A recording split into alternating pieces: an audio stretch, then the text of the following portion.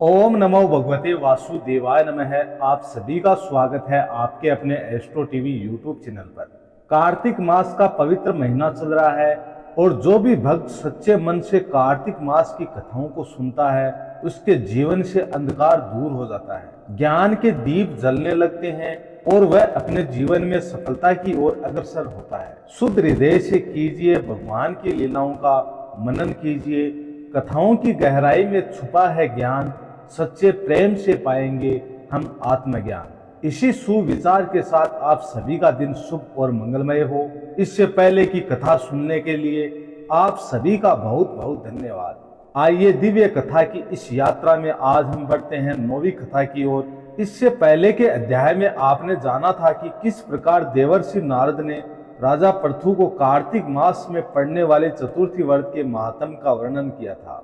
अब एक दिन देवर्षि नारद ने श्री वेद व्यास जी से पूछा कि हे व्यास जी, ब्रह्मचारी, गृहस्थ, वानप्रस्थ और सन्यासी, इन चारों आश्रमों में गृहस्थ आश्रम को ही क्यों सर्वश्रेष्ठ माना गया है? इस बारे में जानने की मेरी प्रबल इच्छा है। तब व्यास जी ने कहा, हे नारद, जैसे समस्त नदियां समुद्र में जाकर आश्रय पाती हैं और सभी जीव माता का आश्रय पाकर जीवित रहते हैं, ठीक उसी प्रकार भिक्षुक, ब्रह्मचारी, सन्यासी, विद्यार्थी, गुरु पूजक और यात्री, ये 6 जीविका रहित होने पर भी गृहस्थ का ही आश्रय पाते हैं। ध्यान से सुनो, इस संबंध में मैं तुम्हें एक पुरातन इतिहास सुनाता हूँ। ऐसा कहकर वेद व्यास जी ने कहना प्रारंभ किया कि प्राचीन काल में उतानपाद राजा का उत्तम नाम का एक पुत्र अत्यंत बलवान और मदिरा पीने वाला था। राजा और रानी दोनों स्नेह पूर्वक रहा करते थे। एक दिन राजा ने वेश्या का नृत्य देखते हुए मदिरा पान किया, साथ ही अपनी पत्नी से भी मदिरा पीने का आग्रह किया, परंतु रानी ने उनका कहना नहीं माना। तब राजा ने क्रोधित होकर अपने सेवकों को निर्जन वन में रानी को छोड़ आने की आज्ञा दे डाली। अनुचर ने राजा की आज्ञा का पालन किया। इसके बाद राजा ने दूसरा विवाह नहीं किया। रानी के वियोग को सहन करते हुए राजा प्रजा का पुत्र के समान ही पालन करने लगा। एक दिन एक ब्राह्मण ने राजा उतानपाद के समीप आकर निवेदन किया कि हे राजन, मेरी पत्नी का किसी ने अपहरण कर लिया है। इस कारण मैं अत्यंत दुखी हूँ। आप मेरी पत्नी को तलाश करवाकर मुझे वापस दिलवाने की व्यवस्था कीजिए। तब राजा ने तो अपनी पत्नी का खुद ही त्याग कर दिया था। तो राजा कहने लगा, हे महाराज, मुझे नहीं मालूम कि आपकी पत्नी को कौन किधर और कहां ले गया। इस स्थिति में उसे ढूंढकर मैं कहां से ला सकता हूँ? यह सुनकर वह ब्राह्मण बोला, राजन, छठा भाग करके रूप में प्राप्त करने के कारण आप तो प्रजा के रक्षक हैं। मेरी पत्नी अपने घर में सो रही थी, वहां से उसे कोई हरकर ले गया है। इसलिए अब आपका कर्तव्य है कि आप उसे कहीं से भी ढूंढ कर लाएं। सुनकर राजा कहने लगा, हे विप्र, मैंने आपकी पत्नी को कभी नहीं देखा और ना ही मैं ये जानता हूँ कि वह कैसे रूप और रंग स्वभाव वाली है। अब आप ही बताइए कि मैं उसे कैसे खोज सकता हूँ? राजा की बात सुनकर ब्राह्मण कहने लगा, राजन, यद्यपि मेरी पत्नी कर्कश स्वभाव की, कठोर वचन बोलने वाली, काले रंग की और कुरूपा है, फिर भी मैं उसकी निंदा नहीं करता, क्योंकि वह तो मेरी पत्नी अर्थात अर्धांगिनी है। यह सुनकर राजा कहने लगा, जब तुम्हारी पत्नी ऐसी कृपा और क्रूर स्वभाव की है, तब तुम उसे प्राप्त करके क्या करोगे? उसके स्थान पर तो मैं तुम्हें अत्यंत सुंदर शील स्वभाव की अन्य स्त्री दे सकता हूँ। राजा की यह बात सुनकर ब्राह्मण ने कहा, मेरी पत्नी मेरे धर्म कर्म की अर्धांगिनी है, इसलिए उसकी रक्षा करना तो मेरा परम धर्म है। जो पुरुष अपनी पत्नी की सुरक्षा नहीं करता, उसके वर्ण संकर संतान उत्पन्न होती है, उसके पितर नरकवासी होते हैं। वेश्या कामी पुरुष का कल्याण कभी नहीं हो सकता। ब्राह्मण के ऐसे वचन सुनकर राजा अपने शस्त्र लेकर और रथ पर सवार होकर उस स्त्री को खोजने चल दिया। कुछ दूर जाकर राजा ने एक आश्रम देखा जिसमें एक महान तपस्वी कुशा के आसन पर विराजमान थे। राजा को आश्रम में आया हुआ देखकर भी ऋषि ने उसका कोई आदर नहीं किया। ऋषि कहने लगे, मैं जानता हूँ कि तुम राजा उतानपाद के पुत्र हो, मगर यहाँ किस कारण आए हो? तो राजा कहने लगा, हे मुनि, एक ब्राह्मण के घर से कोई उसकी स्त्री को हर के ले गया है और मैं उसकी खोज में इधर आया हूँ, मगर ना तो आपने मुझे अर्घ दिया और ना ही किसी प्रकार का आदर सत्कार किया। इसका क्या कारण है? मुनिवर ऋषि ने कहा, हे राजन, तुम अर्घ के योग्य होते हुए भी इस समय उसके पात्र नहीं हो, क्योंकि तुमने अपनी निरपराध स्त्री का वन में त्याग किया है। अगर पत्नी का यह धर्म है कि वह तन मन से पति की सेवा करे, सदा उसकी आज्ञाकारी बनी रहे, तो वही पति का भी यही धर्म है कि वह अपनी पत्नी का यथोचित सम्मान करे, उसकी सुरक्षा करे। जिस घर में स्त्रियों का मान होता है वहां पर साक्षात देवी देवताओं का वास होता है, और इसके विपरीत जिस घर में स्त्रियों का निरादर होता है वहां सुख शांति कभी रह नहीं सकती। इतना सुनकर राजा अत्यंत लज्जित होकर पश्चाताप करते हुए पूछने लगा, हे भगवान, आप तो भूत, भविष्य और वर्तमान तीनों कालों के जानने वाले हैं, इसलिए कृपा करके बताइए कि ब्राह्मण की पत्नी को हरकर कौन, क्यों और कहां ले गया है। तब ऋषि ने ध्यान धरकर कहा, राजन, अदिति का पुत्र लाख नामक राक्षस उस ब्राह्मणी को हरकर उत्पलावर्त वन में ले गया है। तुम उसे ढूंढकर ब्राह्मण का संयोग करवाओ। यह सुनकर राजा मुनि को प्रणाम करके अपने रथ पर सवार होकर उत्पलावत वन में जा पहुंचा। वहां जाकर राजा ने देखा कि एक स्त्री बेल पत्र खा रही है। ब्राह्मण ने जैसा जैसा बताया था ठीक वैसा ही रंग रूप देखकर राजा ने उस स्त्री को तुरंत पहचान लिया और सोचा कि यही हो ना हो ब्राह्मण की पत्नी है। राजा ने उस स्त्री से कहा, हे कल्याणी, तुम कौन हो और इस वन में क्यों आई हो? तब ब्राह्मणी बोली, मैं अति रात्र की पुत्री और विलास पुत्र की पत्नी हूँ। मैं तो अपने घर में सो रही थी, महाराज की बलाक नामक एक राक्षस मुझे अपहरण करके यहाँ ले आया है। यहाँ लाने के बाद उसने ना तो मुझे कभी किसी प्रकार का कोई कष्ट दिया है और ना ही मेरा सतीत्व नष्ट करने का प्रयास किया है। इतना होने पर भी अपने पति के वियोग के कारण मैं अत्यंत दुखी हूँ। राजा ने पूछा, हे ब्राह्मणी, तो बताओ वह राक्षस इस समय कहाँ गया हुआ है? ब्राह्मणी ने बताया कि राजन, वह इस वन के अमुक स्थान पर गया है। जब राजा ब्राह्मणी द्वारा बताए गए स्थान पर पहुंचा तो राक्षस देखते ही राजा के चरणों में गिरकर बोला, राजन, बताइए मेरे लिए क्या आदेश है? राजा कहने लगा, अरे निशाचर, तू ब्राह्मणी को हरकर क्यों लाया है? अगर तू इसके साथ विवाह ही करना चाहता है तो यह तो अत्यंत कुरूपा है, और अगर तेरी इसे खाने की इच्छा है तो वैसा कहता हुआ राक्षस कहने लगा, राजन, मेरे घर में अनेक रूपवती अप्सराएं हैं, उनके अलावा मैंने कभी किसी अन्य स्त्री से भोग की इच्छा नहीं की और ना ही मैं मांस भक्षण करता हूँ। मैं तो इस समय अपने पूर्व जन्म के पापों का प्रायश्चित कर रहा हूँ। इस ब्राह्मणी का पति राक्षसों को मारने का मंत्र जानता है। जब हम यज्ञ का अन्न ग्रहण करने के लिए जाते हैं तो वह हमको भगा देता है, क्योंकि यज्ञों का आचार्य वही बनता था। इसी कारण उस ब्राह्मण को दुख देने के लिए ही मैं उसकी पत्नी को हर के ले आया हूँ। शास्त्रों के नियम अनुसार स्त्री के बिना पुरुष को धार्मिक कर्म करने का अधिकार नहीं है, इसलिए अब वह यज्ञों में आचार्य नहीं बनता। राक्षस के ये वचन सुनकर अब राजा ने मन में विचार किया कि यह भी तो परोक्ष रूप से मेरी ही निंदा कर रहा है। अब राजा को समझ में आया कि उस वन में मुनि ने मुझे अर्घ क्यों नहीं दिया, मेरा आदर सम्मान क्यों नहीं किया।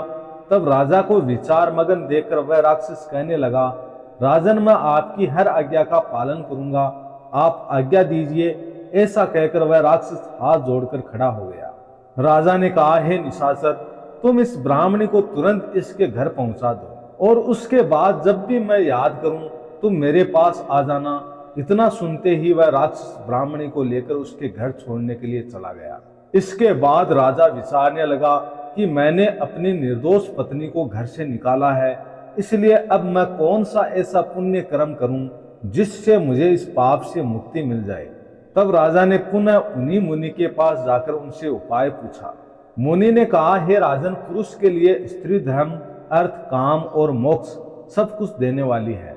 इतना ही नहीं, पत्नी के बिना इस लोक और परलोक कहीं पर भी सुख की प्राप्ति नहीं हो सकती। पत्नी चाहे कैसी ही हो, कुरूपा, मूर्ख, रोगी, दरिद्री या खोटे स्वभाव वाली भी क्यों ना हो, पुरुष को सदा उसका सम्मान ही करना चाहिए। मुनि की बात सुनकर अब राजा को अपनी गलती का भारी पश्चाताप होने लगा। पश्चाताप करते हुए राजा ने कहा, हे मुनि, मैंने तो अपनी निर्दोष पतिव्रता पत्नी को त्याग दिया है, इसलिए अब मुझे क्या करना चाहिए? मुनि ने कहा, हे राजन, तुम्हारी पत्नी को अकेली वन में घूमते हुए देखकर सतापात नामक एक नाग उसे पाताल लोक में लेकर गया है। उस नाग की नंदा नाम की एक कन्या है। जिसने उसको घर में छुपा कर रखा है। ये सुनकर राजा वहां से अपने घर आया तो ब्राह्मण को पत्नी सहित अपने महल में देखकर वह अत्यंत प्रसन्न हुआ। इसके बाद राजा ने जैसे ही लाख राक्षस को याद किया वह तुरंत उपस्थित हो गया। तब राजा ने उसे पाताल लोक से अपनी पत्नी को लाने का आदेश दिया। आज्ञा मिलते ही लाख राक्षस पाताल लोक को चला गया और वहां से राजा की पत्नी को लाकर उसे सौंप दिया। तदंतर राजा और रानी स्नेह पूर्वक रहने लगे।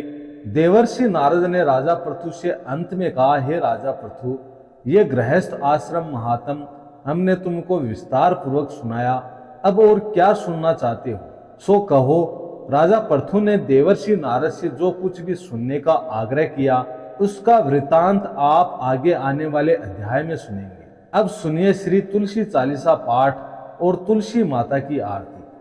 अब सुनिए श्री तुलसी चालीसा पाठ। जय जय तुलसी भगवती सत्यवती सुखदानी, नमो नमो हरि प्रेयसी श्री वृंदा गुण खानी। श्री हरि शीश बिरजनी देहु अमरवर अम्ब, जनहित हे वृंदावनी अब न करहु विलंब। धन्य धन्य श्री तुलसी माता, महिमा अगम सदा श्रुति गाता। हरि के प्राणों से तुम प्यारी, हरि ही हेतु किनो ताप भारी। जब प्रसन्न है दर्शन दिन हो, तब कर जोरी विनय उसकिन हो। हे भगवंत कंत मम होहु, दीन जानी जनी छाड़ाहु छोहु। सुनी लक्ष्मी तुलसी की बानी, दीनों श्राप कद पर आनी। उस अयोग्य वर मांगन हारी, होहु विटप तुम जड़ तनु धारी। सुनी तुलसी हिम सर्प्योते ही ठामा, करहूं वास तहु नीचन धामा। दियो वचन हरि तब तत्काला, सुनहु सुमुखी जनी होहु बिहाला। समय पाई वहो रो पाती तोरा, पुजिहो आस वचन सत मोरा। तब गोकुल मह गोप सुदामा, तासु बही तुलसी तू बामा। कृष्ण रास लीला के माही, राधे सक्यो प्रेम लखी नाही। दियो श्राप तुलसी तत्काला, नर लोक ही तुम जन्महु बाला। यो गोप व दानव राजा, शंख चूड़ नामक शिर ताजा। तुलसी बही तासु की नारी, परम सती गुण रूप अगारी। अस द्वे कल्प बीत जब गए हूँ, कल्प तृतीय जन्म तब भये हूँ। वृंदा नाम भयो तुलसी को, असुर जलंधर नाम पति को। करी अति द्वंद्व अतुल बल धामा, लीना शंकर से संग्राम। जब निज सैन्य सहित शिव हारे, मरही न तब हर हरि ही पुकारे। पतिव्रता वृंदा थी नारी, को न सके पति ही सहारी। तब जलंधर ही भेष बनाई, वृंदा ढिग हरि पहुँचो जाई। शिव हित लही करी कपट प्रसंगा, कियो सतित्व धर्म तो ही भंगा। भयो जलंधर कर सहारा, सुनी और शोक उपारा। तिहि क्षण दियो कपट हरि टारी, लखी वृंदा दुख गिरा उचारी। जलंधर जस हत्यो अबीता, सोई रामन तस हरि ही सीता। अस प्रस्तर सम हृदय तुम्हारा, धर्म खंडी मम पति ही सहारा। यही कारण लही श्राप हमारा, होवे तनु पाषाण तुम्हारा। सुनी हरि तुरत ही वचन उचारे, दियो श्राप बिना विचारे। लख्यो न निज करतुति पति को, छलन चयो जब पार्वती को। जड़ मति तू असु हो जड़ रूपा, जग मह तुलसी विटप अनुपा। धगव रूप हम शालिग्रामा, नदी गंडकी बीच ललामा। जो तुलसी दल हम ही चढ़ ई हैं, सब सुख भोगी परम पद पही हैं। बिन तुलसी हरि जलत शरीरा, अतिशय उठत शीश उर पीरा। जो तुलसी दल हरि शिर धारत, जो सहस्त्र घट अमृत डारत। तुलसी हरि मन रंजनी हारी, रोग दोष दुख भंजनी हारी। प्रेम सहित हरि भजन निरंतर, तुलसी राधा में नाही अंतर। व्यंजन हो छपनहु प्रकारा, बिनु तुलसी दल न हरि ही प्यारा। सकल तीर्थ तुलसी तरु छाही, लहत मुक्ति जन संशय नाही। कवि सुंदर इक हरि गुणत गावत, तुलसी ही निकट सहस गुण पावत। बसत निकट दुर्वासा धामा, जो प्रयास ते पूर्व ललामा। पाठ करी जो नित नर भारी, पाठ करी ही जो नित नर नारी। होई सुख भास ही त्रिपुरारी। तुलसी चालीसा पढ़ही तुलसी तरु ग्रह धारी। दीप दान करी पुत्र फल पावही, बंदे हूँ नारी। सकल दुख दरिद्र हरि हार है, परम प्रसन्न आसिय धन जन। लड़ही ग्रह बसही पुराण, लाही अभिमत फल जगत मह। लाही पूर्ण सब काम, जेई दल अर्पही तुलसी तह। सहस बसई हरि राम। तुलसी महिमा नाम लख तुलसी सूत सुखराम, मानस 40 रचो जग मह तुलसीदास। तुलसी चालीसा के पाठ के बाद तुलसी जी की आरती का गायन करना चाहिए। तुलसी महारानी नमो नमो, हरि की पटरानी नमो नमो। धन तुलसी पूर्ण तप कीनो, शालीग्राम बनी पटरानी। जाके पत्र मंजरी कोमल, श्रीपति कमल चरण लपटानी। धूप दीप नैवेद्य आरती, पुष्पन की वर्षा बरसानी। 56 भोग 3600 व्यंजन, बिन तुलसी हरि एक ना मानी। सभी सखी मैया तेरो यश गावे, भक्ति दान दीजिए महारानी। नमो नमो तुलसी महारानी, तुलसी महारानी नमो नमो, तुलसी महारानी नमो नमो, हरि की पटरानी नमो नमो। ओम नमो भगवते वासुदेवाय नमः। धन्यवाद।